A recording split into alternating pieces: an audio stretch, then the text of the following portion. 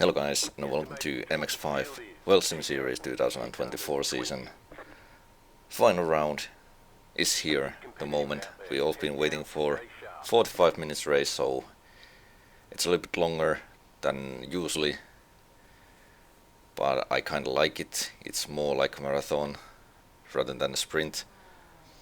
And unlike I said in my previous video, I'm actually starting this race from 15th position, so one position better than I was actually expecting for. But let's see how the race will go. Red lights. And away we go. There was one car almost completely standstill in front of me. But I'm also already like under attack. There's a car alongside me. And the main reason is I don't really know how to launch this car using clutch, but I think using clutch would be a little bit faster, so I'm always giving a little bit like a handicap for the guys who are using clutch. Anyway, there was a little like hairy moment between me and the car alongside me. I felt during the race, I felt like I had no other options than just steering to the gravel. I didn't want it to hang around outside and risk it. I'd rather stay alive and live to see another day, so to say.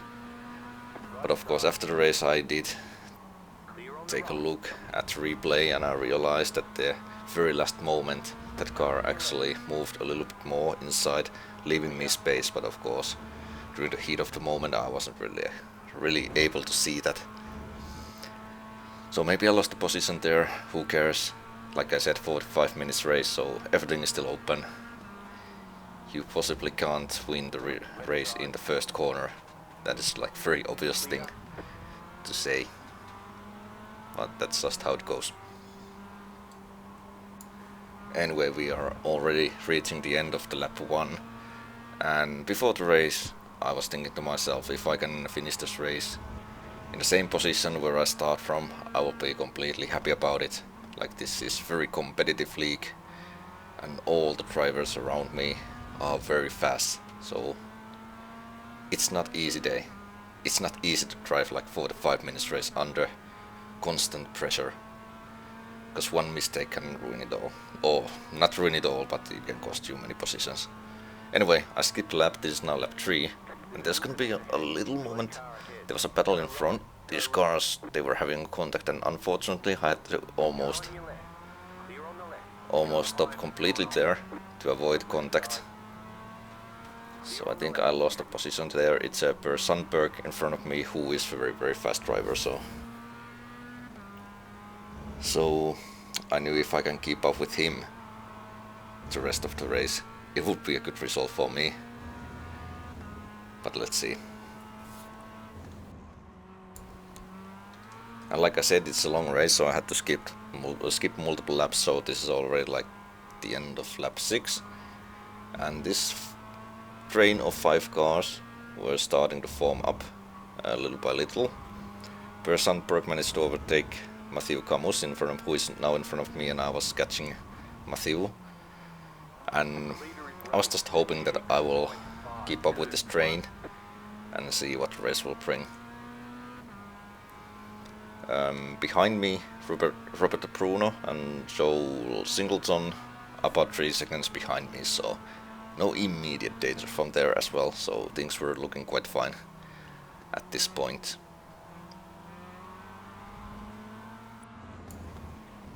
And now, as you can see, train is now completed. This is lap 9, and we 5 cars are going like within a second, almost, not maybe a little bit more than a seconds between the first and the last car on this train. But anyway, we are going very close to each other here, and we also managed to build up a gap behind a little, so things were looking quite fine at the moment, and I was completely fine with the situation for now. But then a couple laps later, this is now lap 11, you can see this train was starting to spread out a little bit. Also the gap behind was already just like 1.2 seconds. I was trying to push as hard as I could. I think also Matthew in front of me was pushing quite hard. He was already on the gravel during the last corner. And now when we are reaching this quick left-hander, Matthew is going to make a little mistake. I think he hit the curb inside there, loses the car, goes off track, and that's a free position for me. And now I can just... I would be happy if I could now just catch the Albert Balahi in front of me and build up a gap behind again.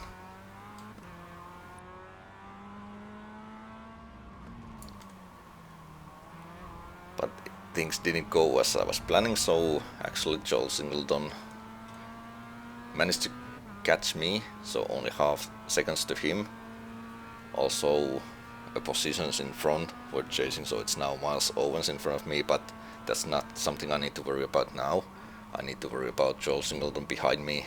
I need to keep him behind. He wasn't at the strike distance for now, but I think it's only a matter of time when that happens. This is like one lap later maybe. I make a huge mistake to the first and second corner. Went wide, I missed the apex, but still hanging on to my position. Just barely. You can see how close Singleton is behind me at the moment. One lap later again, even bigger mistake. I was trying to brake as late as I could, but I went very wide. We are going side by side a little bit. Luckily though, I'm having the inside line now to this upcoming right-hander, so still I'm holding on to my position. But it's gonna be a long race if I need to drive like this the rest of the race. However, this is the same lap as we are reaching the last corner of the lap.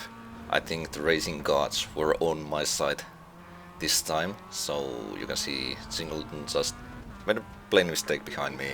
Very easy to do when you are trying to maximize your exit. Not quite sure if he hit the curb inside, but anyway, my life is a little bit easier for now. Anyway, then I skipped multiple laps. This is lap 25. Eventually Alexander Longo managed to catch me as well, so I felt like I was losing a little bit more time compared to the others. Maybe it's my driving style, maybe I burned the tires, who knows. Also a pack marker in front, let's hope that he's not gonna play any kind of role in this battle. Also pay attention to Christian Bisserov behind us, 3.2 seconds, the gap now. 3.5 even at the moment. Anyway, the Melvin 2 in the back marker, he moved out of the way very nicely. But I'm now like under attack. And yeah, Alexander made a nice move on me. At this point I already realized it's game over, just need to hand my position over to him, and let's try to get it back later. But yeah, like I said, like it was 3.5 seconds to Christian Bisserov, and now it's like 1 second. So I don't know where did he get that speed. 0.8, 0.7, 0.6. He's coming fast. He's coming very, very fast. I don't even know how is that possible. Like gaining almost like, what, 3 seconds per lap. Yes, we were battling, but still, like that's massive speed. That's like, that's huge, if you ask me.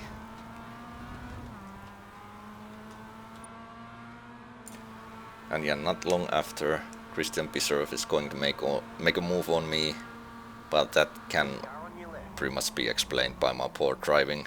So I was lifting off the throttle and I left the door wide open, so there I can only point finger at me. But at this point I think it would be beneficial for me if Christian Bisserov is going to catch Alexander Longo, and if they start to fight, maybe I will still have a chance to get my positions back. But if not, then my main focus is also trying to keep Roberto Bruno behind me, 1.5 seconds to him. So let's push.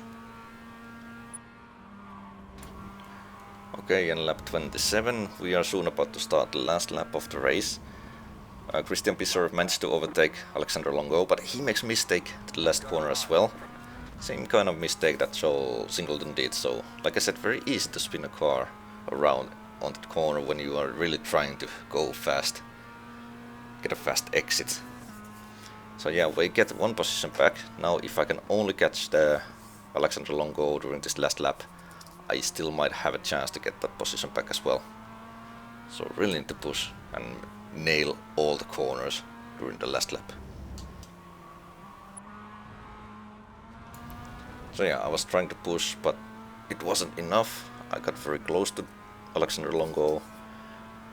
But anyway, fair game, he was driving very well. And yeah, I started from the 15th position. I end up in the 13th position, so gained 2 positions during the race. Very nice race, couldn't ask more. And couldn't ask better race to end the season and end the whole like MX5 World Sim Series. Because next year it's not gonna be MX5 World Sim Series anymore. It's gonna be a little bit different format, a little bit more relaxed. So it has been nice 2 seasons, and I want to thank all people involved, all the drivers, organizer Sandovare, who is organizing this league, and all the like viewers on my Twitch channel, on here YouTube. It has been already like 5 complete seasons for me driving this MX5. When I started iRacing in 2020 or late 2019 actually. Since then I have completed in 3 Sunday Drivers Cup seasons and 2 MX5 World Sim Series seasons. So who would have thought how massive impact iRacing and sim racing in general can have on my personal life, but just feels amazing to be part of something this big and this awesome. Yeah, I'm a little bit speechless, have to say, and a little bit emotional always after the season. But anyway, thanks for watching, and like I said, what did I say? Anyway, the next season is going to start very soon, actually, in 3 weeks. So I guess I'll see you back then. Thank you and happy holidays.